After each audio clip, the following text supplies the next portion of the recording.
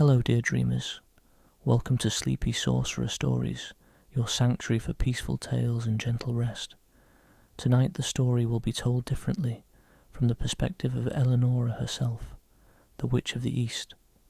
Before we begin our journey tonight, please take a moment to like this video and subscribe to the channel. It helps our circle of dreamers grow. Now close your eyes, settle in for a journey into darkness.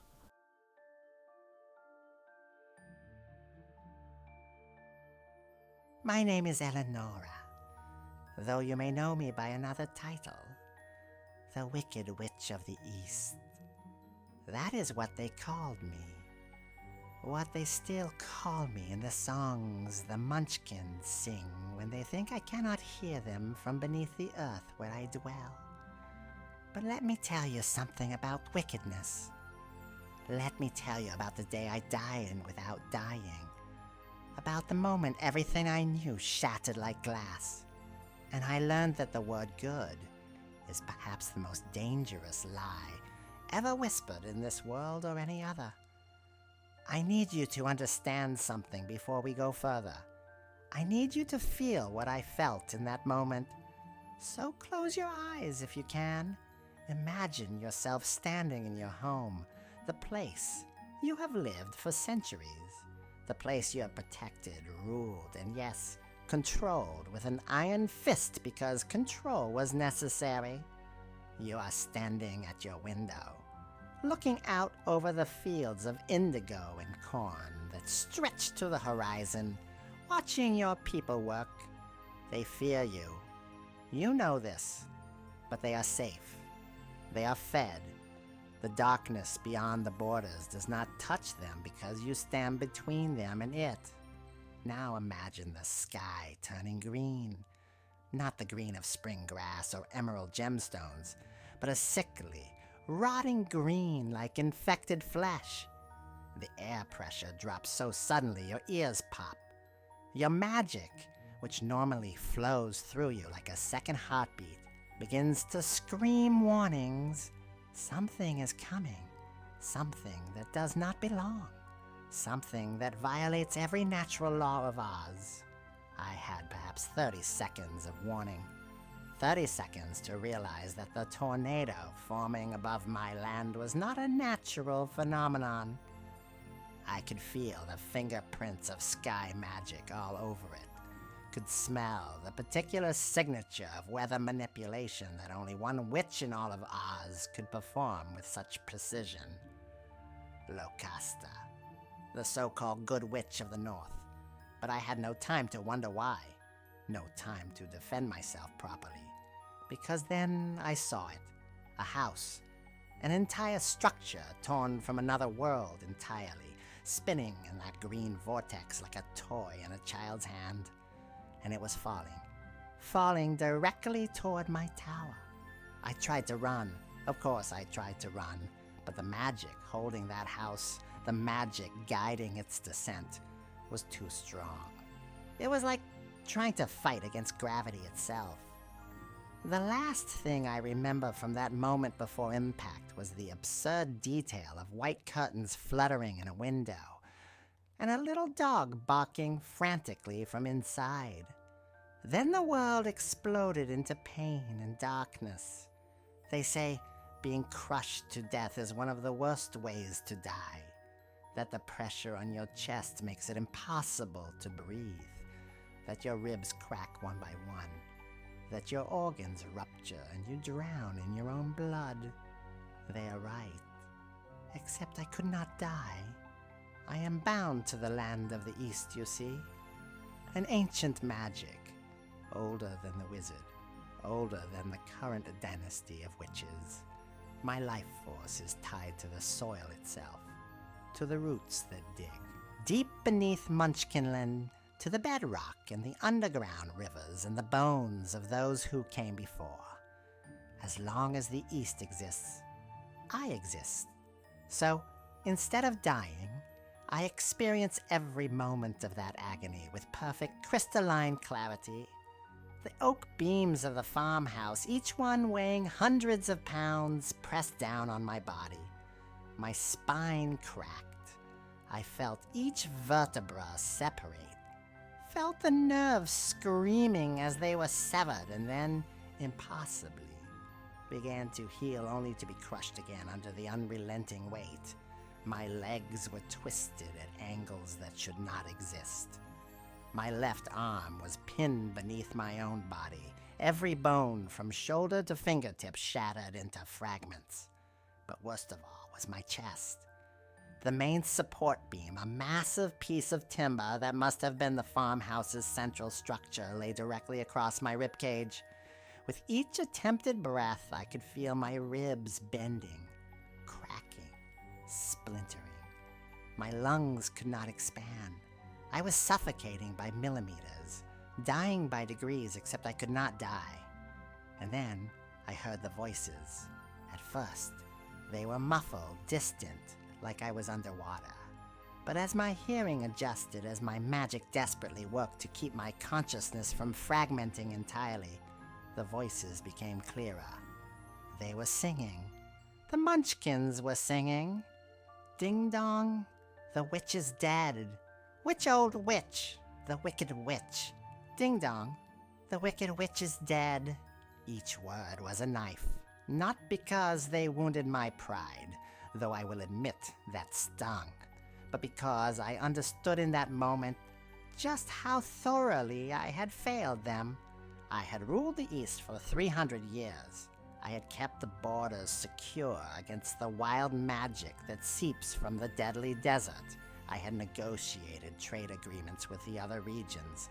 I had ensured that every Munchkin family had enough to eat, that the harvests were protected by weather wards, that the rivers ran clean and the forests remained free of the corrupted creatures that prowl the borderlands. But I had done it all with fear, with control, with an iron fist, as I said before. I had thought that was enough. I had thought that if they were safe, it did not matter if they loved me. And now, hearing them celebrate my death with such genuine joy, such relief, I understood the depth of my failure. They had been waiting for this, praying for this, dreaming of the day I would be gone. I tried to scream, tried to call out, to let them know I was still alive, still conscious, still suffering beneath the wreckage. But my mouth was full of dirt. The impact had driven my face into the earth, and with each attempted breath I inhaled soil and small stones and the bitter taste of my own blood. The sounds I made were not words. They were barely even sounds, just wet, choking gurgles that no one above could possibly hear. Hours passed, or perhaps days. Time loses meaning when you are trapped in darkness and agony. My magic kept me alive, kept my heart beating, kept my brain functioning, despite the trauma, but it could not free me. Every time I tried to gather enough power to move the house, the pain would spike so intensely that my concentration shattered. It was like trying to perform delicate surgery while someone stabs you repeatedly. Then I heard new voices, different from the Munchkin chorus. A young girl speaking in an accent I did not recognize, and another voice, older, feminine, dripping with false sweetness, a voice I knew well. "Are you a good witch or a bad witch?" the girl asked. "I am Locasta, the good witch of the north," came the reply. "And you, my dear, are a hero. You have freed the Munchkins from years of bondage under the wicked witch of the east. See? There are her feet, still sticking out from under your house." I felt a surge of desperate hope. Locasta. Yes, we had our differences. Yes, we represented opposing magical philosophies and had been political rivals for decades. But surely she would help me. Surely she would understand that this was an accident, that the girl was innocent, that I needed to be freed from this nightmare. I tried again to make noise, to signal that I was alive.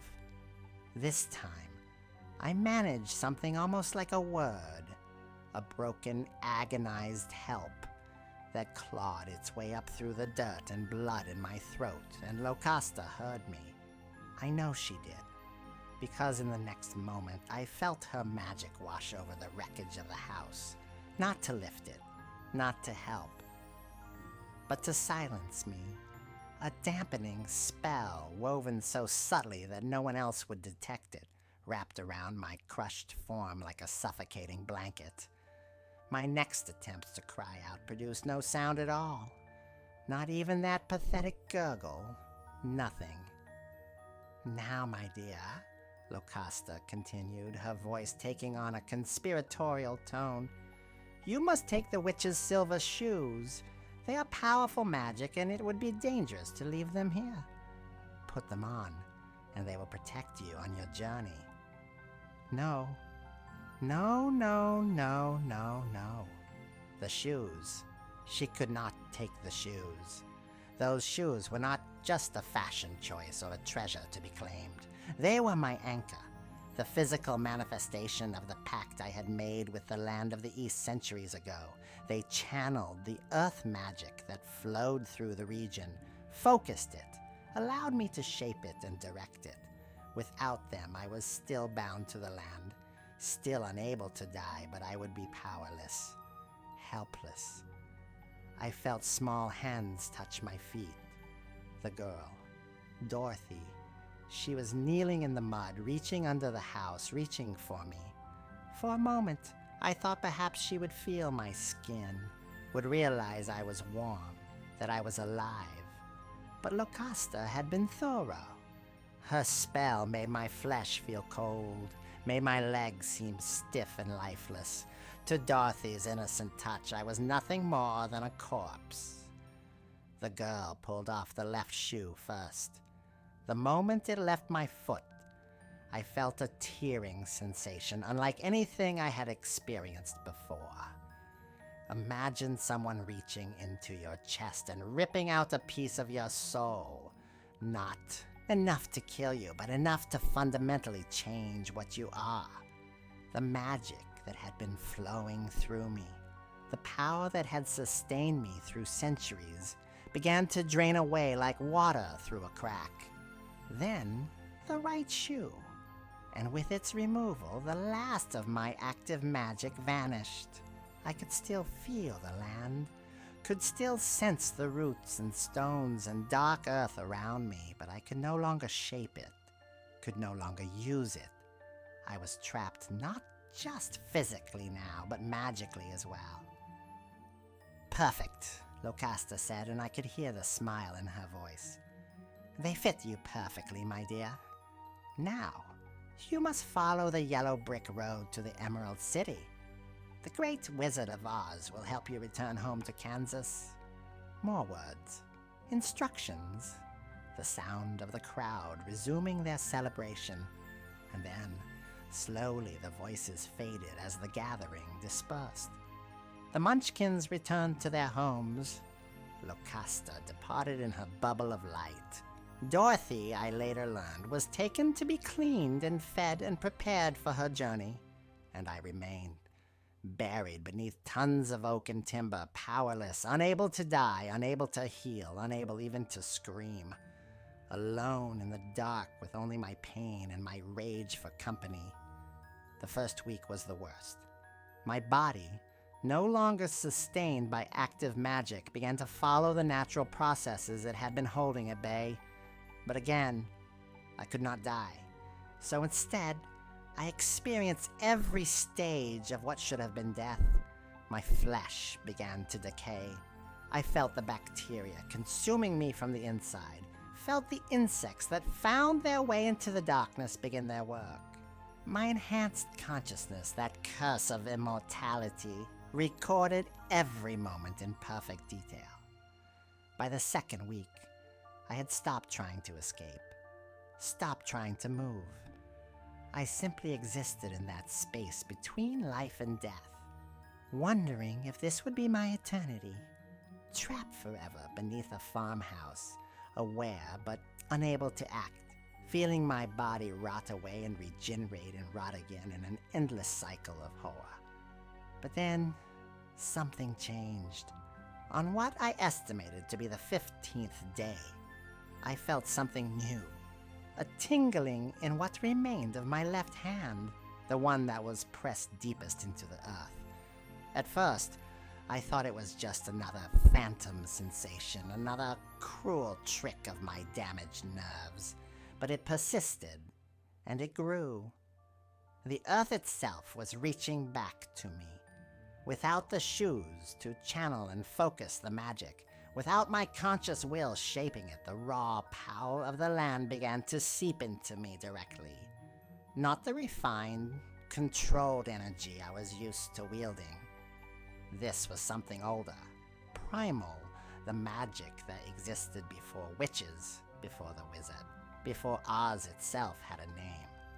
This was the power of deep roots in ancient stones, of underground rivers, and the slow grinding of tectonic plates of minerals, crystallizing in darkness over millions of years. It hurt. Gods, how it hurt. This magic was not meant for mortal flesh, even flesh as altered as mine. It was like drinking molten metal, like having lightning injected directly into your veins. But I was desperate, and desperation makes you willing to endure anything. So I drank it in, drew it into myself through that contact point with the earth. And slowly, possibly slowly, I began to change.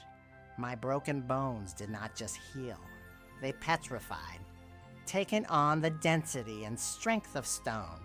My torn muscles regenerated, but they were threaded now with filaments that felt more like root systems than tissue.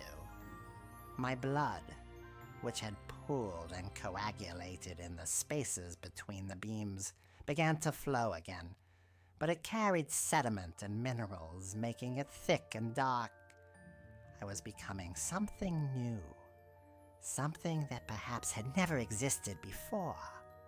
Not quite witch, not quite human, not quite earth elemental. Something between, something that belonged to the land in a way I never had before, even with the ancient pact and the silver shoes. And with this transformation came a realization, a revelation that changed everything. Sky magic, the magic of Locusta and Glinda, the magic of air and light and weather, is powerful. It is flashy. It is the magic everyone sees, the magic that impresses and awes. But it is also superficial. It touches only the surface of things. It cannot reach deep. It cannot persist. Earth magic, true earth magic, the kind that was now filling me, transforming me, is patient. It is slow, but it is inevitable. Stone does not care how many centuries it takes to wear down a mountain. Roots do not hurry as they crack through bedrock. The earth simply persists, and in that persistence, it is unstoppable. I began to heal properly. It took months, 4 months by my estimation, though I had no way to mark time except by the subtle changes in temperature and moisture that penetrated down to my tumor. 4 months of slow regeneration, of my body rebuilding itself piece by piece into this new form. 4 months during which I had nothing to do but think, plan, remember. I thought about my sister, the Witch of the West. We had not spoken in decades, not since our great falling out over the wizard and his true nature. She had seen him for what he was from the beginning, had tried to warn me. But I had been too proud, too confident in my own ability to manage threats. I had dismissed her concerns as paranoia. Now, trapped in the dark, I had time to reconsider every choice I had ever made, every assumption I had operated under. And I began to see the cracks in the reality I thought I knew. Why had Locusta murdered me? Not killed me in open combat, which would have been legal under the old laws, but assassinated me with a falling house and then stolen my power. What could possibly be worth such a risk? She had to know that if I survived, if I ever escaped, I would come for her. So, Either she was absolutely certain I could not survive, or there was something at stake so important that the risk was worthwhile. And why send Dorothy to the wizard? A little girl from another world, innocent and lost, sent on a dangerous journey down the yellow brick road. What purpose did that serve? What was Locusta really planning? I thought about the wizard himself, that fraud who had appeared from the sky in his balloon 40 years ago and somehow convinced everyone he was a powerful sorcerer. I had never trusted him, but I had tolerated his presence in the Emerald City because he seemed harmless, a showman with clever tricks but no real magic. Now I wondered if I had been wrong about that too, and I thought about my people, the Munchkins who had celebrated my death. I had failed them, yes, but I had also protected them. Without me, without my strict control and my border wards, what would happen to them? The east bordered the deadly desert to one side and the wild forest to another. Both were dangerous in ways the Munchkins, in their sheltered little villages, could not comprehend. I had kept those dangers at bay. Who would do that now? These thoughts circled through my mind endlessly during those months of healing, and they fueled me, gave me purpose. I would escape this tomb. I would reclaim my power, and I would uncover the truth behind everything that had been done to me. By the time I was ready to move, to attempt escape, my body had fully transformed. When I finally opened my eyes, really opened them for the first time since the house fell, I could see in the absolute darkness, not with light, but by sensing the density and composition of the earth around me. I could feel the weight distribution of the house above me, could sense where the beams were weakest, where the foundation had settled unevenly. I began to dig, not with my hands, though I used those too, but with my will. The earth responded to me now in ways it never had before. The soil loosened at my command. Stones shifted aside. Roots that would have blocked my path instead helped to pull me forward. It was slow work, agonizingly slow, but I had learned patience in my tomb. I dug downward first, creating a hollow space beneath my body where I could move without the weight of the house pressing down on me. Then I began to work my way laterally, following the natural slope of the land, using the underground channels where water flowed during the rainy season. I was making my way to the cellar, the original cellar of my home, which had been crushed but not destroyed by the impact. It took 2 more weeks of this slow, methodical digging. 2 weeks of pulling myself through the darkness, of reshaping the earth around me, of occasionally stopping when the pain became too intense even for my transformed body. But finally, I felt open space above me, the cellar. I pulled myself up through the floor, clawing my way into that underground room that had once stored my wines and preserved foods and various magical ingredients. Most of it had been destroyed in the collapse. Broken bottles and spoiled food and the overwhelming smell of decay. But it was space. Room to stand. Room to breathe air that was not thick with dirt. I looked down at myself for the first time since the transformation. My clothes were gone, rotted away during my burial. My skin was pale, almost gray, and had a faint stony texture to it. My hair, which had once been the deep brown of rich soil, was now shot through with threads of silver and crystal. My fingernails had become more like talons, hard and sharp and dark. And my eyes, though I could not see them, I could feel had changed. They no longer needed light. They saw through darkness as easily as others saw through air. I was not the witch I had been. I was something new, something that Locusta could not have anticipated, something that even I did not fully understand yet. I climbed the broken stairs from the cellar up to what had been the ground floor of my home. The house, Dorothy's farmhouse, was still intact, still sitting where it had fallen, but it was empty. I explored it carefully, moving through rooms that were alien to me, a kitchen with strange devices I did not recognize, a bedroom with a quilt that must have been handmade, each stitch careful and precise. Photographs on the walls showing people I did not know, frozen in moments of happiness. This had been someone's home, a real home, filled with love and care and the small details of a life lived. And it had been ripped away, torn from its world and thrown into mine, destroying everything both families had built. Dorothy was as much a victim in this as I was, a tool used by forces she did not understand. But she had my shoes, and I needed them back. I found clothes in the farmhouse. They did not fit well, but they covered me.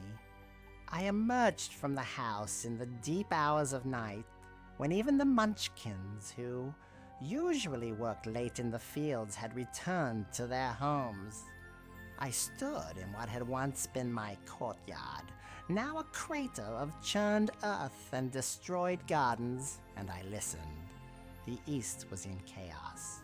Without my control, without the careful balance I had maintained, everything was falling apart.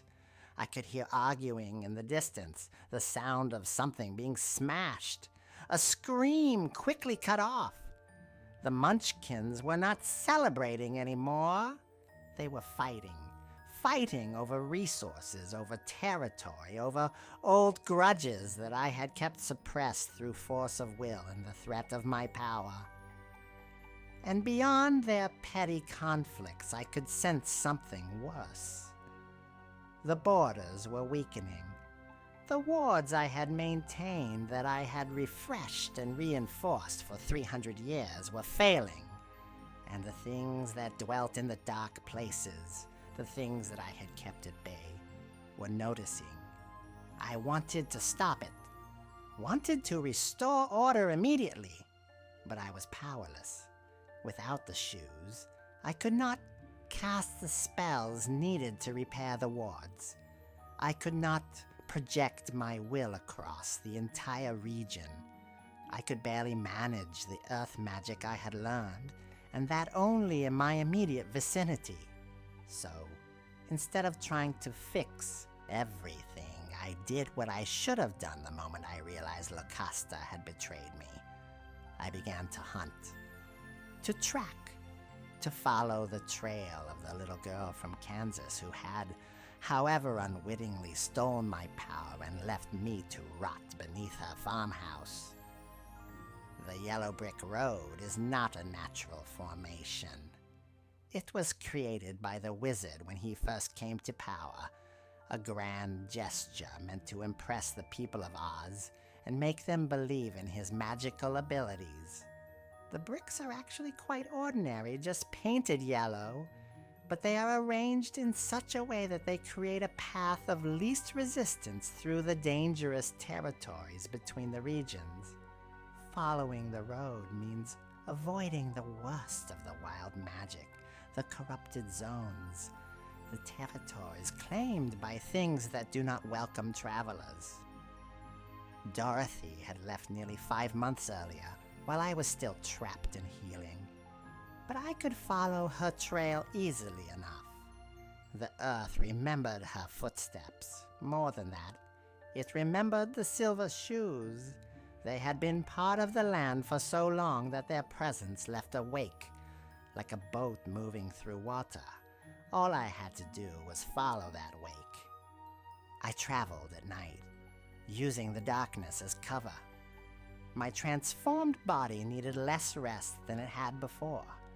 I could walk for days without stopping, fueled by the earth magic that flowed through me constantly now. During the day, I would hide in forests or caves or, when necessary, underground, digging myself a temporary burrow and collapsing it behind me. It took me 3 weeks to reach the dark forest that lay between the east and the west. 3 weeks of following that trail, of watching from a distance as I caught glimpses of other travelers on the road. And it was there, in those ancient woods where the trees grew so thick that sunlight never touched the ground, that I caught up with them. Dorothy was not alone. She had gathered companions, as Locusta had no doubt intended. A scarecrow, a tin man, a lion. The classic elements of a proper quest party. Someone to provide brains, someone to provide heart, someone to provide courage. All following the yellow brick road to the Emerald City, where the great and powerful wizard would supposedly grant their wishes.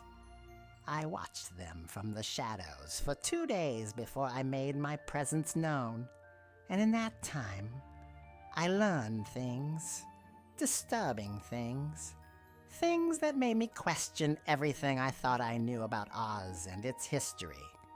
The Scarecrow spoke with the vocabulary and reasoning skills of someone highly educated. His manner of speech, when he was not playing the fool, suggested years of study and sophisticated thought. But he claimed to have no brain, to be incapable of complex reasoning. The contradiction was glaring. He was either lying about his limitations, or something had been done to him, something that made him believe he was stupid when in fact he was brilliant. The Tin Man moved with perfect coordination. He swung his axe with precision. He walked with balance and grace. He performed complex tasks that required fine motor control. But he claimed to have no heart, to be incapable of feeling emotion. Yet I saw him turn away when he thought no one was looking, saw his shoulders shake as if he were crying, though no tears fell from his metal face.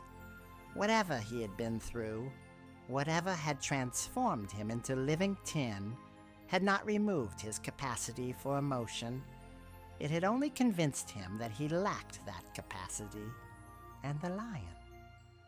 The lion was perhaps the most heartbreaking of all, because I recognized him, not personally, but by his lineage. He bore the marks of the old kings, the great beasts who had ruled the forests of Oz before the wizard came. The royal line was supposed to have been ended 40 years ago, wiped out in what was officially called a natural plague.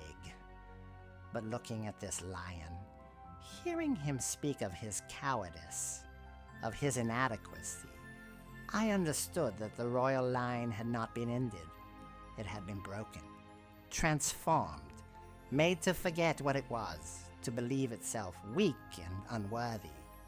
These three had not found Dorothy by accident.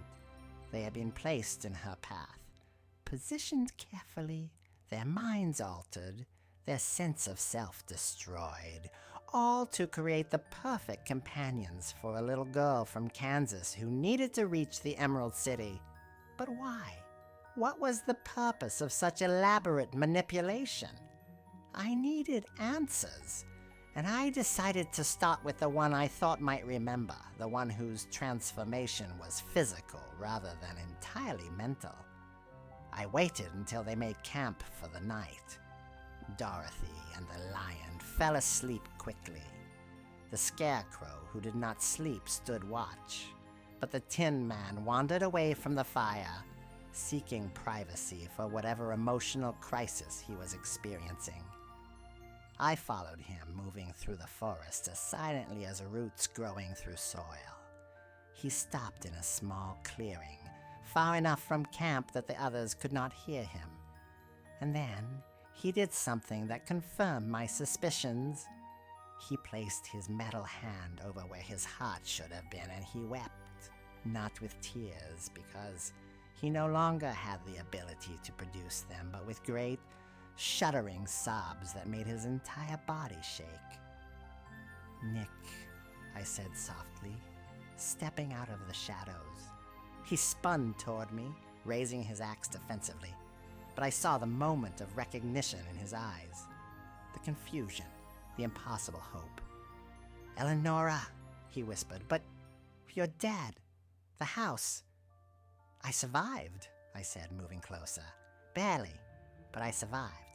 And I have been healing, learning, understanding just how deep the lies go. Nick, do you remember me? Do you really remember?" He lowered the axe slowly. I don't understand. My memories are... There are gaps, spaces where things should be but aren't. I remember an axe, and there was someone who cared about me. But every time I try to recall the details, my mind slides away, like trying to hold water in my hands. "That is because someone has tampered with your memories," I said, reaching out to touch his chest. He flinched, but did not pull away. "May I try something? It might hurt." He nodded, and I placed my palm flat against the metal over his heart. Then I reached down through my connection to the earth, and I pulled up the deepest, oldest magic I could access. The magic of remembering, of restoration, of things that were buried being brought back to light. The metal of his chest began to warm under my hand. Not enough to damage him, but enough that I knew the spell was working. I pushed that magic into him, let it flow through the tin shell that encased what had once been a man, searching for the soul that I knew must still be trapped inside. And I found it, buried so deep, wrapped in so many layers of false memories and imposed limitations, but still there, still alive, still him. Nick gasped. His entire body went rigid. His eyes, which had been the dull silver of unpolished metal, began to brighten, taking on depth and color. And then he remembered. "You," he said, his voice rough with emotion. "You tried to save me. You enchanted my axe. You were trying to break the wizard's spell before it was complete. But Glinda, she accelerated the process. She made it happen all at once so you could not stop it. And then she told everyone that you had cursed me, that you were trying to destroy me because I refused your advances." "Yes," I said quietly. "And I let people believe it because the truth was more dangerous. Because revealing what the wizard and Glinda were really doing would have meant war. A war I was not certain we could win." He looked down at himself, at the body of living metal that had replaced his flesh. "I have been his puppet, their puppet. For how long?" 20 years, I said. "You were one of my advisors, one of the best minds in the East. You helped me negotiate the Northern Trade Agreement, do you remember? You were the one who found the loophole that prevented Locusta from gaining control of the river water rights." More memories flooded back into his eyes. I could see them clicking into place, each one building on the last, reconstructing the person he had been before the wizard and Glinda had literally replaced him piece by piece, turning him from a threat into a tool. "The wizard," he said finally. "He is not what everyone thinks. I remember now. I discovered what he truly is, what he truly wants. I was going to expose him, and that is when the accident started. First my fingers, then my arms, then my legs. Each time, the only option was to replace the damaged parts with tin from the wizard's own forges. Enchanted tin that he controlled, that he could influence. And when I was finally more metal than flesh, he erased who I was and made me into this thing that believes it has no heart. And now, Dorothy carries him the silver shoes," I said. the most powerful source of pure, concentrated magic in all of Oz. The shoes I spent 3 centuries binding to the land, making into a reservoir of power that could defend against anything. Once he has those shoes, he will have enough magic to complete his true work. What is his true work? Nick asked. I do not know, I admitted, but I know my sister does. The Witch of the West. She tried to warn me about him 40 years ago, and I dismissed her concerns. I believe she has spent these last decades trying to stop him, to find a way to expose him without triggering the fail-safes he has undoubtedly put in place. We need to reach her. We need to understand what we are really facing. Nick looked back toward the camp, where Dorothy slept innocently, unaware that she was a pawn in a game far more complex and dangerous than she could imagine. What about the girl? She is a victim, I said. Manipulated by Lucasta, used by the wizard, sent into danger without understanding why. We protect her if we can, but we do not let her deliver those shoes. We do not let the wizard win. Are you with me, Nick? Or do you still believe you have no heart, no will of your own? He was quiet for a long moment, his metal hand still pressed over his chest where my palm had rested. Then he looked at me, and in his eyes I saw the man I had known 20 years ago. The brilliant, compassionate advisor who had helped me rule with wisdom rather than fear. The man I had loved, though I had never told him, though I had convinced myself that attachment was a weakness I could not afford. I am with you, he said, whatever it takes. But Eleonora, what happened to you? You look different. I died, I said simply. Or I should have died. Instead, I became something new. Something that belongs to the earth in ways I never did before. I am still learning what that means, but I know this much. I am no longer the witch I was. I am no longer bound by the old rules, the old limitations. And I think that might be the only advantage we have. We talked through the night, Nick and I, sharing information and piecing together the puzzle of what had been done to him, to the others, to all of Oz. And as dawn approached, we made our plans. Nick would return to the camp. He would continue to travel with Dorothy, protecting her, but also guiding her away from the most dangerous paths. He would watch and listen and learn what he could, and when the time came, he would ensure that the shoes did not reach the wizard's hands. I would continue to shadow them, moving through the forest and the wild places, gathering my own information, and I would reach out to my sister. It was time to mend what had been broken between us, time to face the truth together. As Nick walked back toward the camp, I called out softly, "Nick, I am sorry for not protecting you better, for letting them do this to you." He turned back, and for the first time since his transformation, I saw him smile. "You gave me back my heart, Eleonora. Not a physical heart, perhaps, but something better. You gave me back myself. That is enough." Then he was gone, disappearing into the pre-dawn mist, and I was alone again, but not as alone as I had been. I had an ally now, someone who understood the stakes, someone who remembered.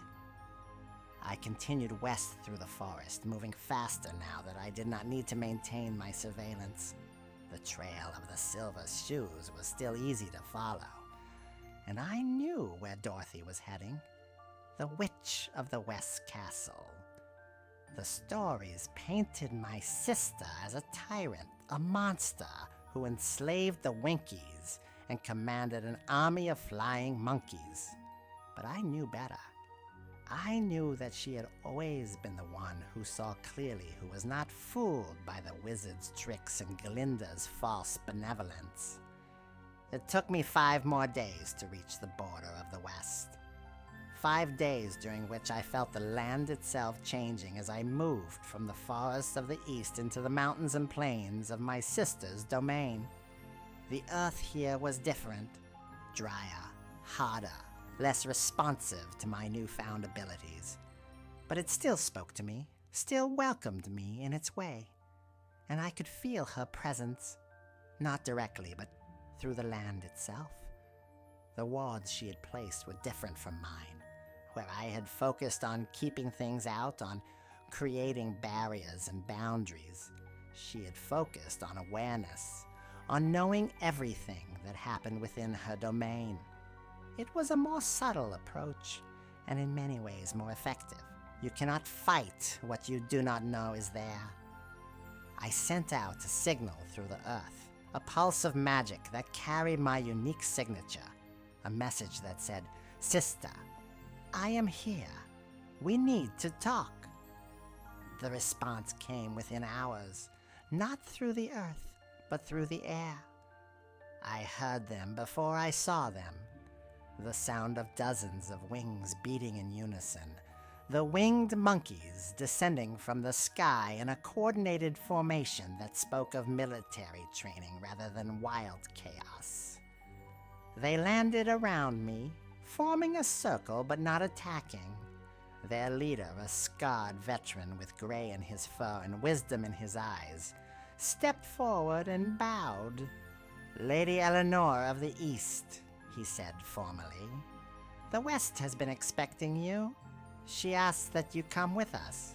There is much to discuss and little time remaining." "Little time until what?" I asked, though I thought I already knew the answer. "Until the wizard completes his harvest," the monkey said grimly. "Until he opens the door and calls forth his kind. Until Oz, as we know it, ends." I followed them into the sky. They carried me between them, their strong hands gripping my arms and legs, bearing my weight as if I were nothing. It should have been terrifying, being so high above the ground, but I found it exhilarating. From this height, I could see the true scope of Oz, could see the patterns in the land that were invisible from the ground. And I could see the scars, the places where the wizard's influence had touched and corrupted, leaving dead zones where nothing grew, where the magic itself had been drained away. We flew for most of the day, passing over villages and forests and rivers that I had only ever seen on maps. And finally, as the sun began to set, painting the western sky in shades of amber and crimson, I saw my sister's castle. It was not the dark, forbidding fortress of legend. It was a beautiful structure of yellow stone, built into the side of a mountain, with towers that caught the last light of day and glowed like captured sunlight. Gardens surrounded it, lush and green despite the arid climate, and everywhere I could see the Winkies, the people my sister supposedly enslaved, going about their work with every appearance of contentment.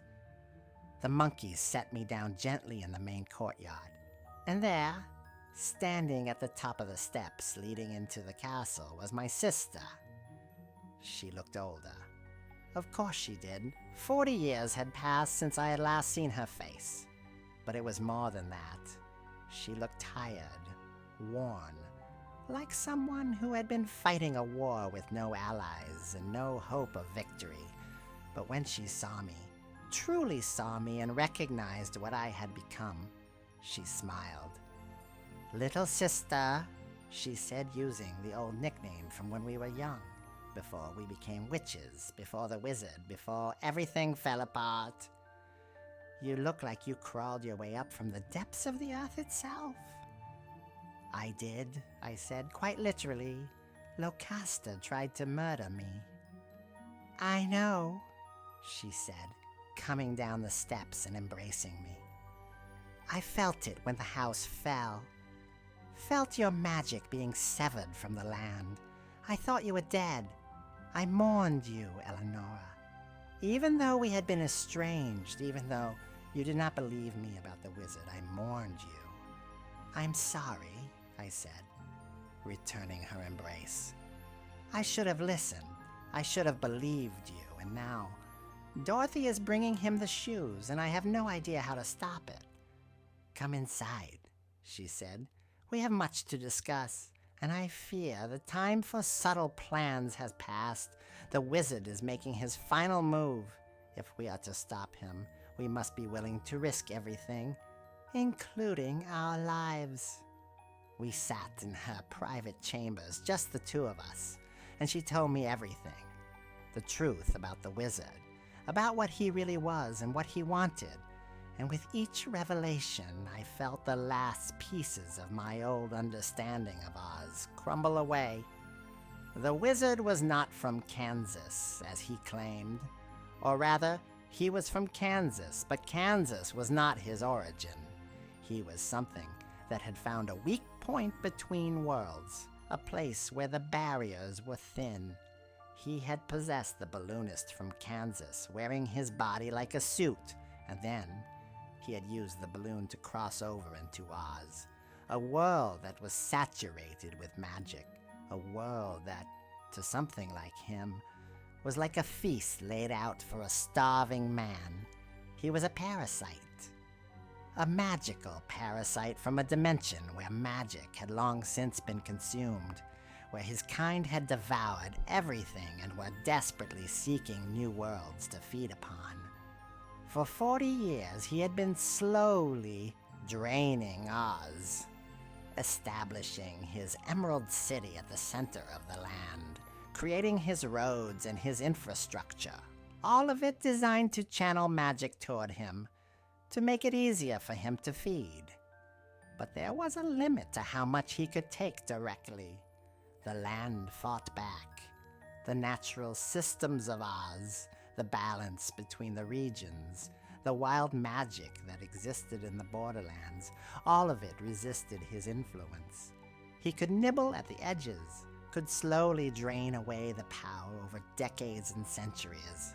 But he was dying.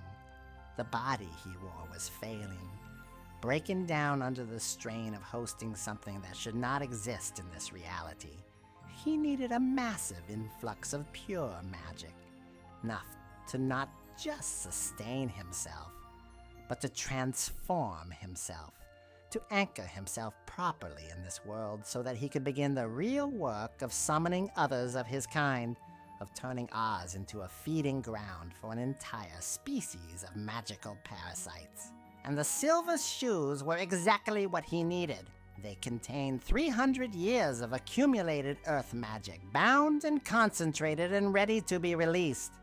With that power, he could complete his transformation, could open a portal and call his kind through, and Oz would fall in a matter of months.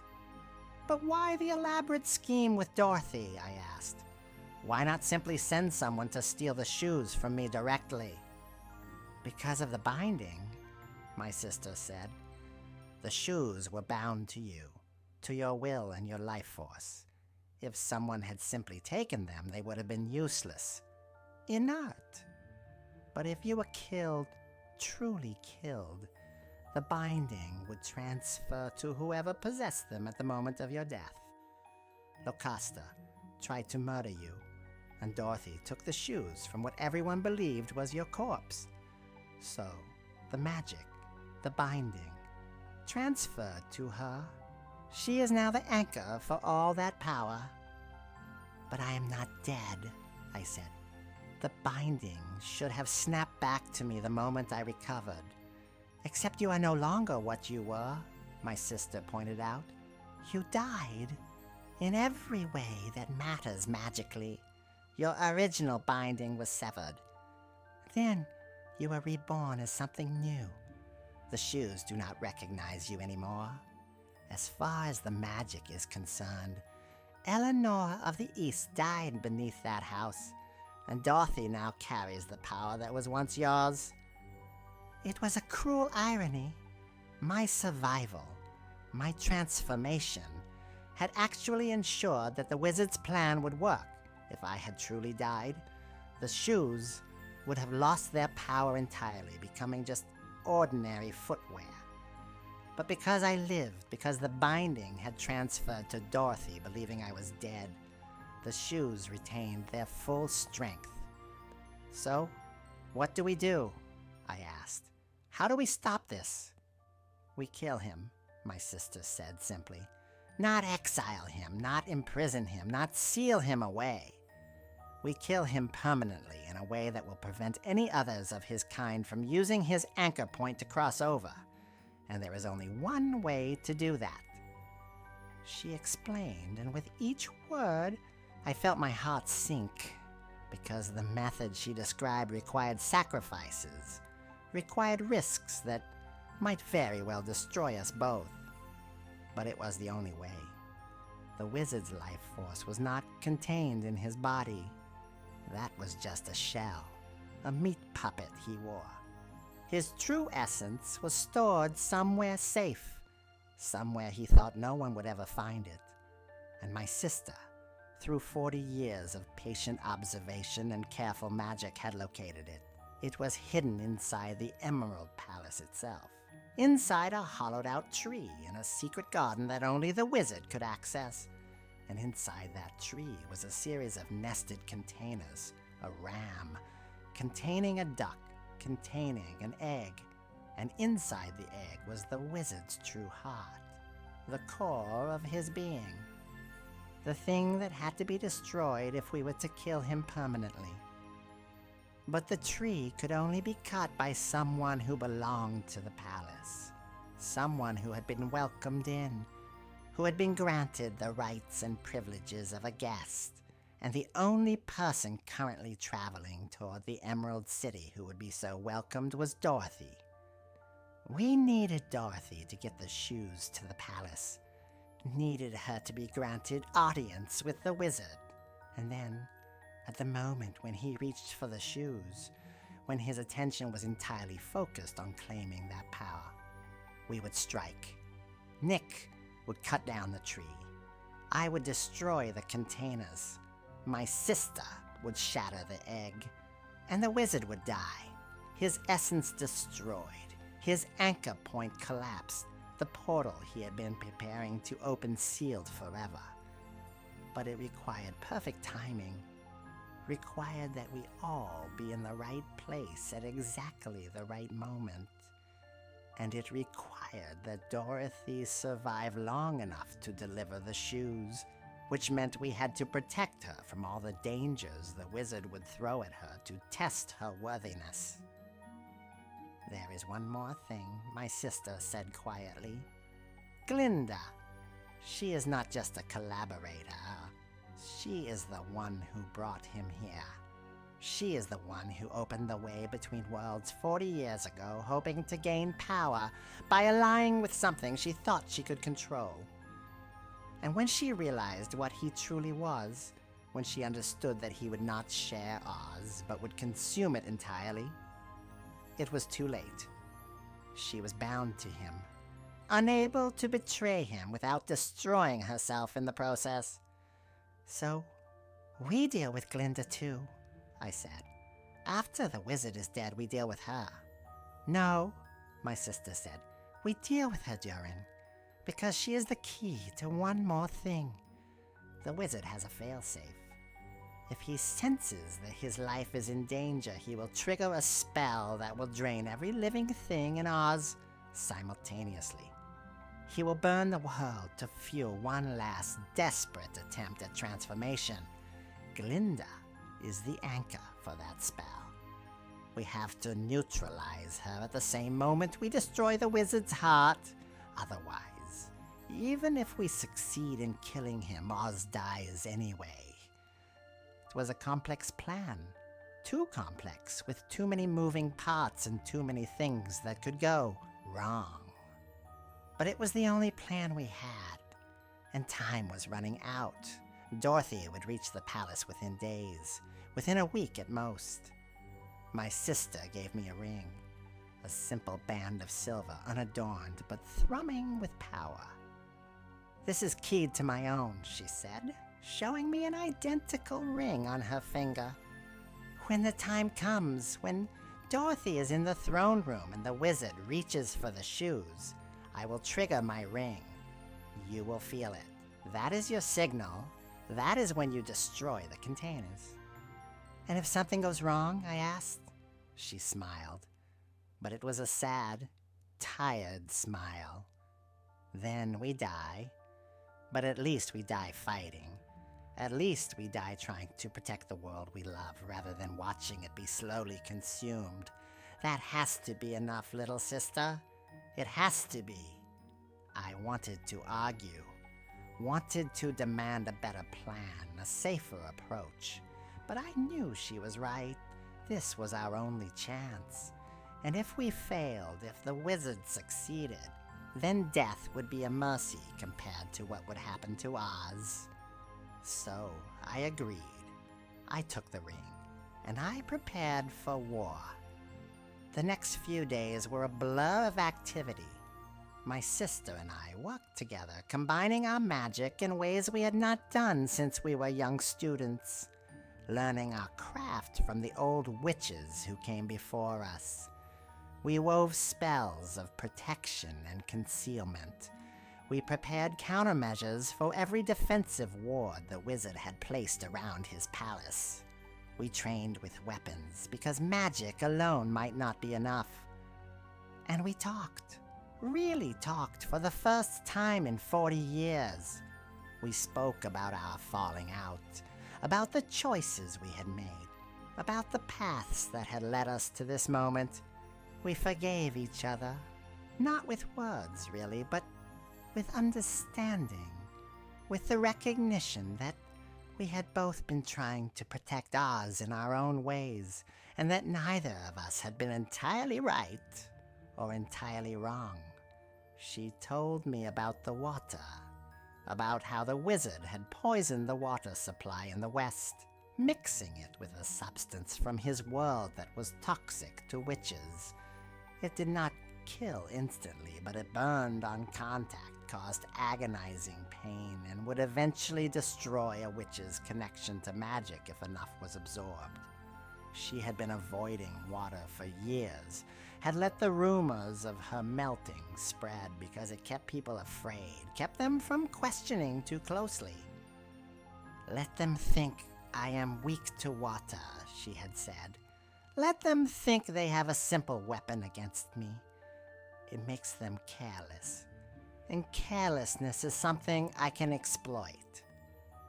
I told her about my transformation, about the earth magic I had discovered while buried, about the way I could now sense and shape the land itself. She was fascinated, having never heard of such a thing. But she warned me that it came with a price. "You are tied to Oz now in ways that go beyond the old pacts," she said. "If Oz dies, you die. Truly and completely, with no possibility of resurrection. You have made yourself integral to the world itself. That is powerful, but it is also dangerous."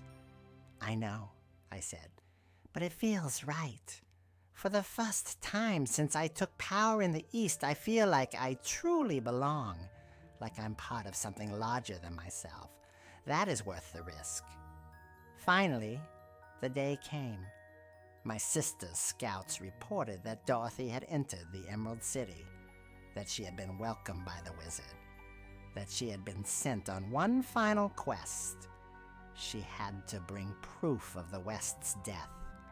The wizard, it seemed, wanted to eliminate my sister before he made his final move. To remove the one witch who truly understood what he was and what he wanted. "Perfect," my sister said when she heard. "Let him think I am the threat. Let him focus all his attention on me. It will make it easier for you to get into position." She gathered the winged monkeys, gave them their orders. They would carry Dorothy back to the castle, would make it look like my sister was attempting to kidnap her, to steal the shoes for herself. They would allow Dorothy to escape. would create the appearance of my sister's death by water. The whole thing was a performance, carefully choreographed to convince the wizard that his last obstacle had been removed. I watched from a distance as it played out, watched Dorothy throw the bucket of water, watched my sister dissolve into steam with a performance of agonized screaming that would have earned her applause in any theater. Watched Dorothy, horrified by what she believed she had done, take the broomstick and flee. The broomstick.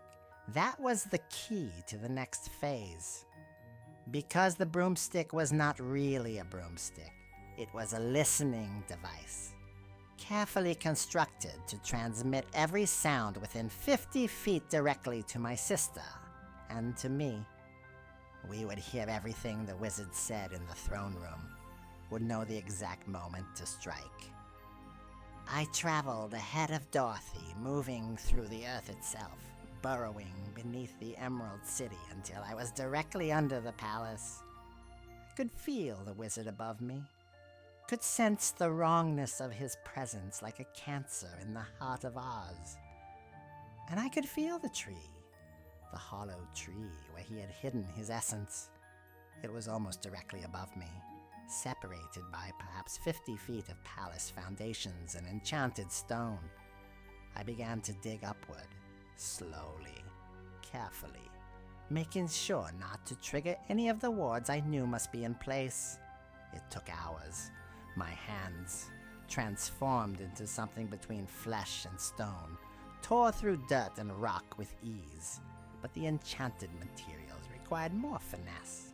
Required that I weave my own magic into them, convincing them that I was supposed to be there, that I belonged.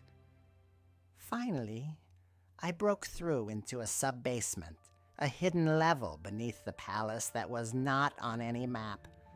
And there, in the center of the room, was a glass case. Inside the case was a perfect replica of the tree from the garden above, a sympathetic link, a way to access the tree's interior without actually having to cut it down. This was better than I had hoped. I would not need to wait for Nick to cut the tree. I could access the ram, the duck, the egg directly from here. All I needed was the signal. I pressed against the wall, making myself as small and still as possible, and I waited. Hours passed, or perhaps minutes. Time became fluid in that dark space, with nothing to mark its passage except the steady beat of my heart and the slow pulse of the earth magic flowing through me. Then I felt it. The ring on my finger grew warm. The signal. It was time. I stepped up to the glass case and placed both hands on its surface. The wards around it were strong, designed to kill anyone who touched it without proper authorization. But I was not anyone. I was something the wizard had never anticipated, something that was as much of Oz as the stone and soil he had been draining. I pushed my magic into the wards, not fighting them, but joining with them, becoming part of them. And slowly and possibly they recognized me, accepted me, dissolved at my touch. I opened the case, reached inside and grasped the miniature tree, and I pulled. Reality twisted, space folded, and suddenly I was standing in the secret garden holding not a miniature but the full-sized hollow tree. I could hear shouting from the throne room above me, the sound of spells being cast. The wizard, realizing something was wrong. I did not have time for subtlety. I called up every bit of earth magic I possessed and drove it into the tree. The ancient wood, which had been hollowed out and prepared for the wizard's purposes, could not withstand the assault. It exploded outward in a shower of splinters. And there was the ram, a magical construct shaped like an animal, but made entirely of crystallized magic. It charged at me, head lowered, horns gleaming. But I was ready. I had brought Nick's axe. borrowed for this purpose, and I swung it with all my transformed strength. The ram split in two, and from its interior burst the duck, a thing of air and light, shrieking as it flew in panicked circles. But my sister was there, appearing from the shadows where she had been waiting, her death by water revealed as the illusion it was. She raised her hands, and the air itself became solid, became a cage that trapped the duck mid-flight. Together, we converged on the helpless creature. My sister's hands moved in a complex pattern, and the duck froze, becoming still as a statue. I reached into its body, feeling for the final container, and my fingers closed around something small and fragile. The egg. I pulled it free, held it up to the light. And inside, I could see something moving, something dark and writhing like smoke given form. The wizard's true essence, trying desperately to escape, to flee back to wherever he had come from. "Now!" my sister shouted. We struck together, her magic and mine, air and earth, combining into something greater than either element alone. We crushed the egg between us, shattered it into dust so fine it could never be reassembled. And the essence inside, the thing that had been the wizard, screamed. It was not a sound that should have been possible. It was the sound of something being unmade, of existence itself being revoked. It echoed through the palace, through the city, through all of Oz. And everyone, from the humblest munchkin to the most powerful magical creature, felt it in that moment. Felt the moment when the wizard died.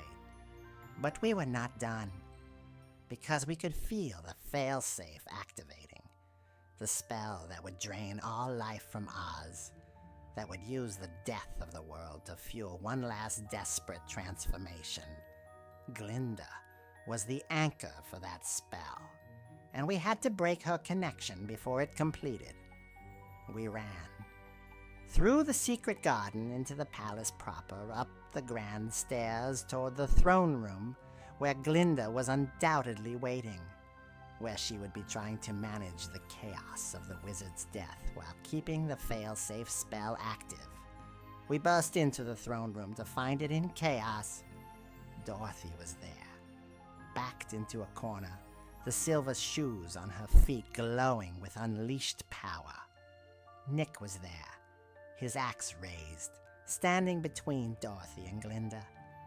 The Scarecrow and the Lion were there too, looking confused and frightened. And Glinda, beautiful Glinda with her crown and her billowing gown and her smile like poison honey, was standing in the center of a magical circle, her hands raised, her voice chanting the words that would kill everything. "Stop!" I shouted, but she did not stop. Could not stop. The spell was too far advanced. We had perhaps seconds before it reached critical mass. I looked at my sister. She looked at me. And we understood. There was only one way to break the anchor, only one way to stop the spell. We had to kill Glinda. But Glinda was protected, wrapped in layers of defensive magic, warded against every type of attack we could throw at her. We could not reach her with spells or weapons. We would need something else. Something unexpected. "Dorothy!" I shouted. "The shoes! Use the shoes!" Dorothy looked at me, this strange witch who looked like something carved from stone and earth, and she hesitated. Why should she trust me? Why should she believe anything I said? "Please," I said, and I let her see my face, my real face, the desperation and fear and hope all mixed together. "You have the power. Use it. Wish for Glinda to tell the truth. Just the truth. Nothing but the truth. Make it so she cannot lie, cannot deceive, cannot hide behind her pretty words and false smiles. Make her show everyone who she really is." Dorothy, bless her brave little heart, understood. She closed her eyes. She clicked her heels together 3 times, the way Glinda had taught her, and she wished. The shoes blazed with light. 300 years of accumulated magic, bound and concentrated, and now focused on a single purpose: a spell of truth. A spell that could not be blocked or deflected or avoided. A spell that struck Glinda like a physical blow and tore away every illusion she had ever cast, every lie she had ever told, every mask she had ever worn, and revealed the monster beneath. Glinda's beautiful face twisted, aged, decayed before our eyes. The crown on her head, which had always seemed so regal, was revealed as a parasite. A magical construct that had been slowly consuming her mind for decades. Her billowing gown dissolved, showing a body that was more construct than flesh, held together by stolen magic and false promises, and worst of all, her voice. When she spoke, trying to complete the spell, trying to finish what she had started, her voice was not her own. It was a chorus of voices, all the people she had drained, all the victims she had consumed in her quest for power. They screamed through her mouth, all of them together, a cacophony of agony and betrayal. The fail-safe spell collapsed. The anchor was broken, not by death, but by revelation, by the exposure of every dark secret, every hidden sin. Glinda fell to her knees, no longer beautiful, no longer powerful, just a hollow shell of a person who had traded everything for power and found herself with nothing. "I was going to rule," she whispered, her voice barely audible. "He promised me. If I brought him here, if I helped him, I would rule all of Oz, forever. But he lied. He was always going to consume everything, including me." "Yes," my sister said quietly. "He lied. That is what creatures like him do. And you were so hungry for power that you believed him anyway." "What happens to me now?" Glinda asked, not defiant, not angry, just tired, so very tired. "You live," I said, "but you live with the truth. The spell Dorothy cast cannot be broken. You can never hide again. Everyone will see you as you truly are. Everyone will hear the voices of those you consumed. That is your punishment, to spend the rest of your existence carrying the weight of what you have done." She began to cry. And the voices that came with her crying were not just her own, but the wails of dozens of souls, all mourning together. We left her there. Let her live with the consequences of her choices. And we turned to Dorothy, who was standing frozen, the shoes still glowing on her feet, tears streaming down her face. "I want to go home," she said. "Please, I just want to go home." My sister knelt beside her, gentle despite everything we had just been through. "I know, child, but there is a price for going home. The shoes are the only thing powerful enough to send you back across the worlds. But if we use them for that, you cannot remember this place, cannot remember what happened here. The knowledge would drive you mad, would create a bridge in your mind that things like the wizard could use to cross over. Do you understand?" Dorothy nodded. "I do not want to remember anyway. I do not want to remember any of this. I just want to wake up in Kansas and have this all be a bad dream." "Then that is what you will have," my sister said. She placed her hands on the shoes. I placed mine over hers. And together, we shaped the magic one final time. 3 clicks of Dorothy's heels, 3 wishes, home, forget, safe, and she was gone. Vanished in a flash of light, pulled back across the dimensional boundaries to her own world, to her own time, to her own bed where she would wake believing it had all been a nightmare. The shoes fell to the floor, empty now, their power drained, their purpose fulfilled. Just ordinary silver slippers, nothing more.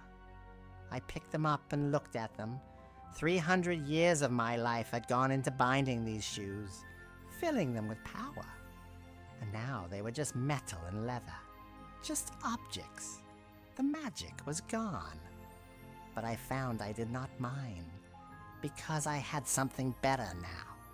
I had my sister back. I had Nick back, himself again, his memories restored.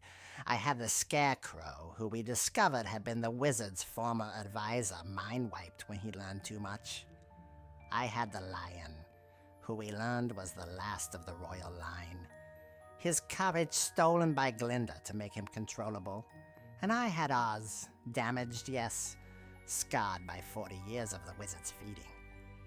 But alive, free, ready to heal. We cleaned up the throne room, dismantled the wizard's machinery, the devices he had used to drain magic from the land. We found his balloon in a warehouse, preserved all these years, and we burned it, destroyed it so completely that no trace remained, ensuring that nothing of his world could ever use it as an anchor point. The Scarecrow, whose real name was Erasmus, became the new Chancellor of the Emerald City. His brilliant mind, restored to full function, was exactly what was needed to help rebuild. The Lion, who remembered his name was Leonidas, returned to the forest to gather the scattered remnants of his people and begin the process of reclaiming their heritage. Nick chose to return with me to the east, to help me restore order there, to help me learn to rule with wisdom rather than fear. And my sister and I, we stood together on the balcony of the Emerald Palace, looking out over the city, over the land we had fought so hard to protect. "What now?" I asked. She smiled, and this time it was not sad or tired, but genuinely hopeful. "Now we rebuild. We fix what was broken. We create something new, something better. A land where witches do not rule in isolation, but work together. Where the regions are united rather than divided. Where we learn from what happened and make sure it never happens again." "No more wizards," I said. "No more wizards," she agreed. "No more parasites. No more exploitation. Just Oz. Beautiful, magical, complicated Oz. And we will protect it. Together." I looked down at my hands, at the stony texture of my skin, the talons that had replaced my nails. I was not the witch I had been. I was something new, something that belonged to the earth itself. And I found that I was content with that. More than content. I was proud, because I had died. Truly died in every way that mattered. And I had clawed my way back, had transformed, had become something stronger and stranger and more connected to the world I loved than I had ever been before. I was the witch beneath the floorboards, the one who survived what should have killed her, the one who learned that wickedness and goodness are not simple labels, but complex choices shaped by circumstance and necessity. The one who discovered that true power is not in ruling through fear, but in being willing to sacrifice everything for what you believe in. And I would spend the rest of my existence, however long that might be, ensuring that Oz remained free.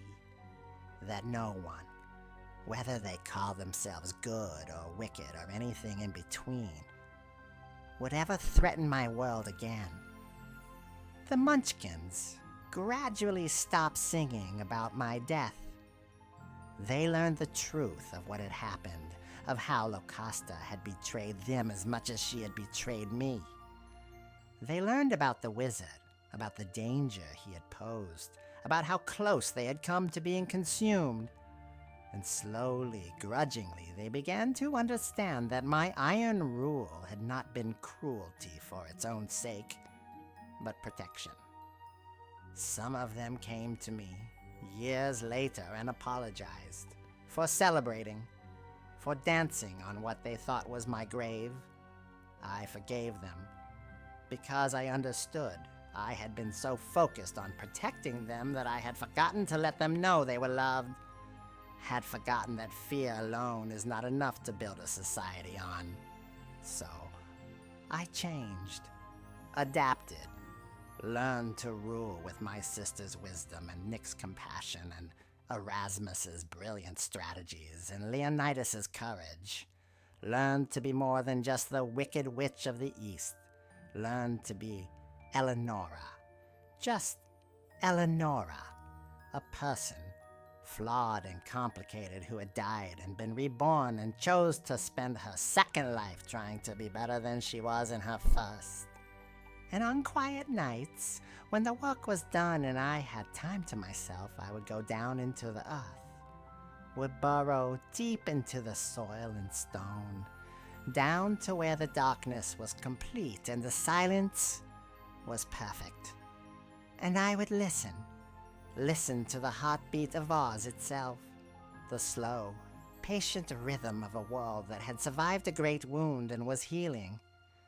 And I would remember what it felt like to be crushed beneath tons of timber, to have my magic stone, to be left for dead by those who should have been allies, to hear celebration while I suffocated in the darkness. But I would also remember what came after.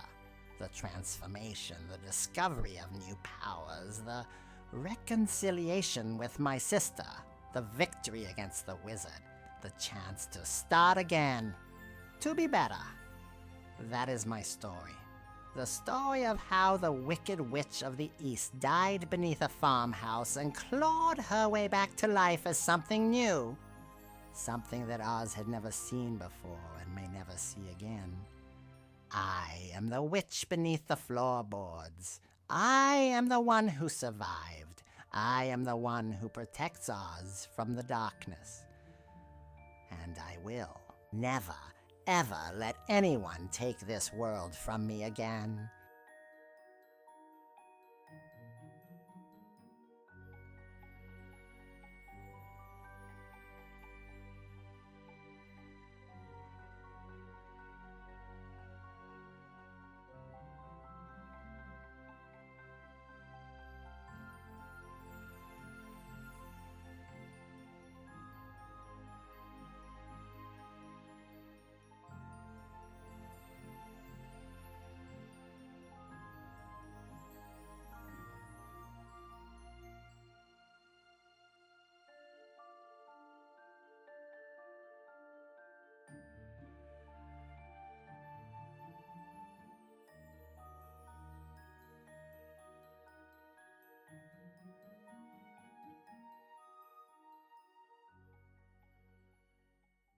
And so we close the book on Eleonora's tale, The Witch Beneath the Floorboards, a story of betrayal, transformation, and the complicated truth that lies beneath the labels of wicked and good. I hope this journey into the darker corners of Oz kept you engaged tonight. These twisted reimagining of familiar stories are what we do here at Sleepy Sorcerer Stories, though perhaps tonight's tale was a bit more dramatic than sleepy. If you enjoyed this darker take on a classic tale, please hit that like button and subscribe to the channel. We have so many more stories waiting to be told, fairy tales turned on their heads, legends explored from new angles, and original dark fantasies that will keep you thinking long after the video ends. Drop a comment below and let me know what story you'd like to see reimagined next. Should we explore another twisted fairy tale, dive into mythology with a fresh perspective, or venture into entirely original dark fantasy worlds? Your support through likes, subscriptions and comments helps this channel grow and allows me to continue bringing you these lengthy, immersive narratives. For witnessing her death and rebirth, for understanding that sometimes the witch isn't the villain after all. Until next time, dear listeners, may your dreams be filled with magic, your nights be peaceful, and your stories always have one more chapter to discover. This is Sleepy Sorcerer Stories. Sleep well, and we'll see you in the next tale.